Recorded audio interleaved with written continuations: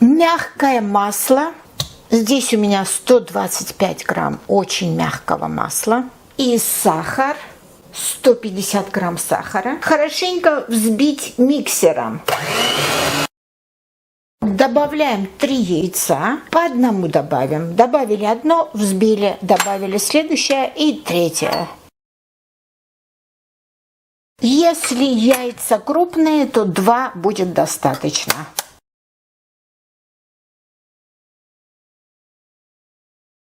Добавляем, конечно же, ванилин в любую выпечку. Очень будет кстати. Так, добавили ванилин. И добавляем цедру 1 лимона. Если у вас нет лимона, можете добавить цедру от 1 апельсина. Миксером перемешаем опять.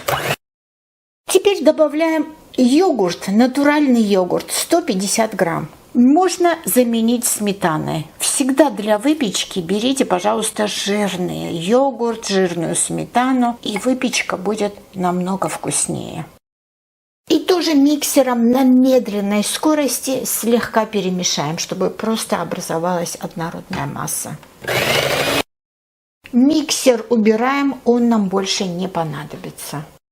Жидкая часть нашего пирога или нашего торта готова. Теперь подготовим сухие ингредиенты. Это мука и разрыхлитель. Здесь у меня 225 грамм муки высшего сорта. Обязательно берите высшего сорта муку для выпечки тортов или пирогов. Добавляем 1 вот такую полную чайную ложку разрыхлителя и перемешаем.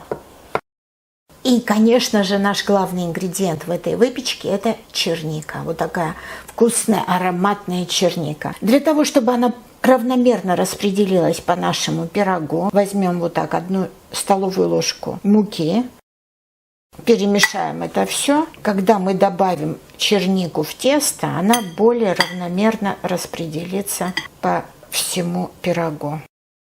Теперь осталось только все это соединить вместе и все. Итак, начинаем добавлять муку. Добавляем по чуть-чуть и перемешиваем вот такой лопаточкой.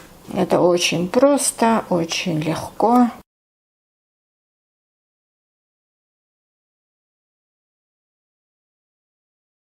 Осталось добавить нашу чудесную чернику к этому тесту и перемешать.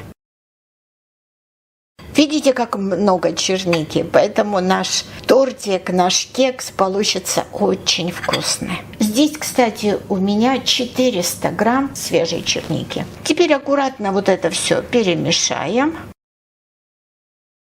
Тесто готово. Теперь осталось дело за малым. Подготовим форму для выпекания. Вот эта форма у меня диаметром 23 сантиметра. Берете обертку от сливочного масла и хорошенько все обмажьте, и дно, и края. Застелим бумагой для выпекания. Можем это тоже сверху вот так обмазать. Осталось только все перенести эту смесь в нашу форму.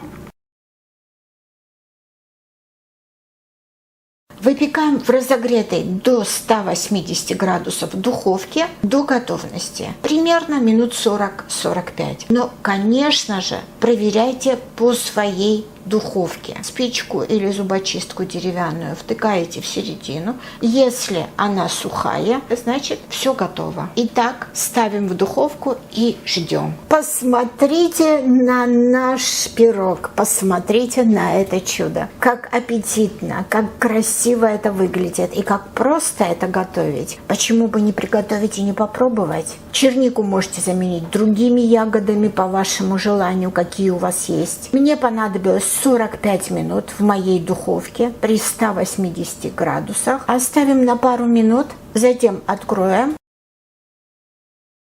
Несколько минут мы дождались. Конечно, еще горячее, но уже можно трогать. И вот так аккуратно открываем. Как аппетитно выглядит наш пирог. Обязательно дождитесь, чтобы он полностью остыл. Сейчас он горячий. И когда он полностью остынет, затем разрежем и насладимся.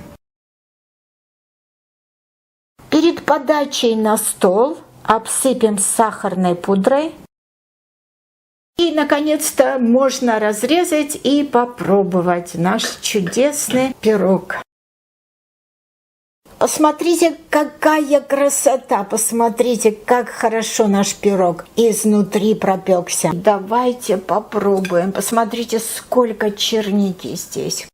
Очень и очень вкусно. Обязательно приготовьте, обязательно попробуйте. Но я вам очень рекомендую. Подпишитесь на наш канал. Если еще не подписаны, ставьте лайки, пишите комментарии. Спасибо вам за просмотры.